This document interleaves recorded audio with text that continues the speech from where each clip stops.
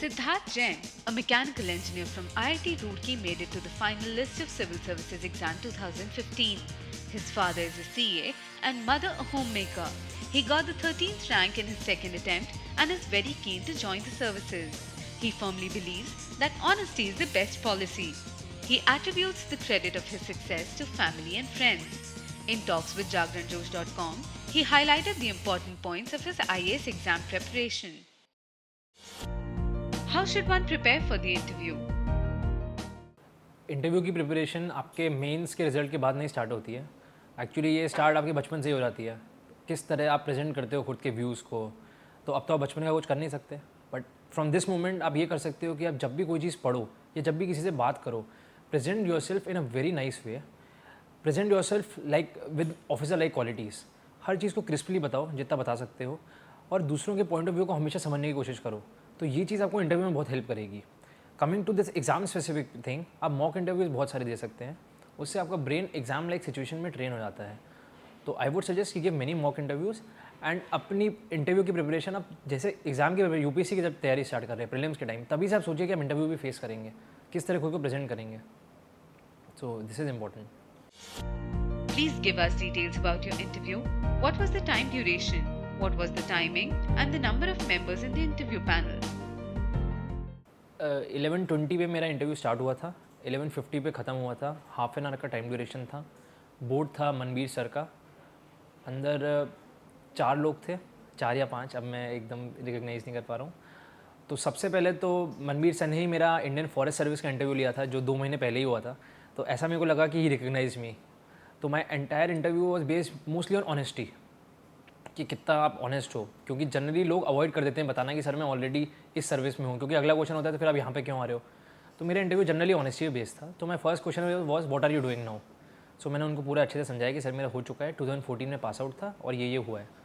मैं second question was अच्छा ठीक है, अब अगर आप पे पॉलिटिकल प्रेशर वगैरह आएगा तो आप कैसे मैनेज करोगे। तो मैंने उनको पूरा समझाया इसके बेसिस पे सर मैं क्या क्या करूँगा, कैसे कर सकता हूँ।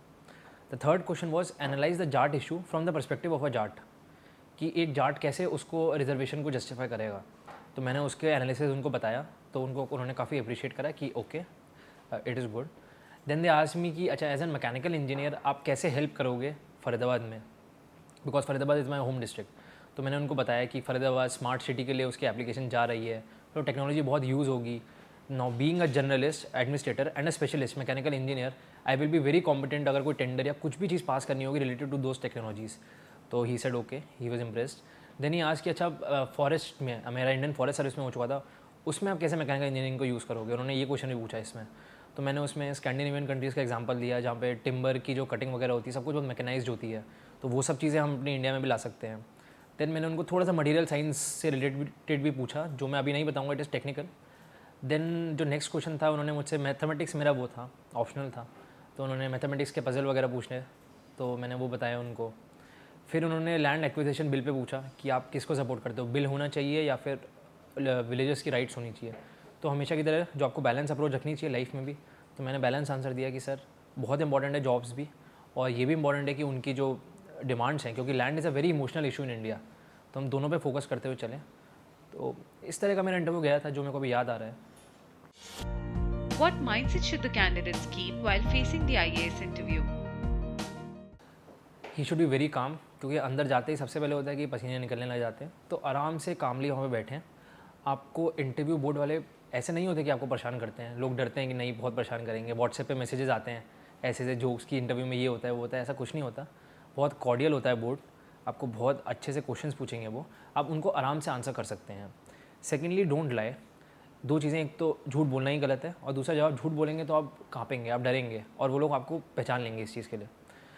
माई ओन जजमेंट वॉज, शायद वहाँ पे एक ऐसा बंदा भी था जो साइकोलॉजी से रिलेटेड था, बंदा जो देख रहा था कि किस तरह मैं आंसर कर रहा हूँ।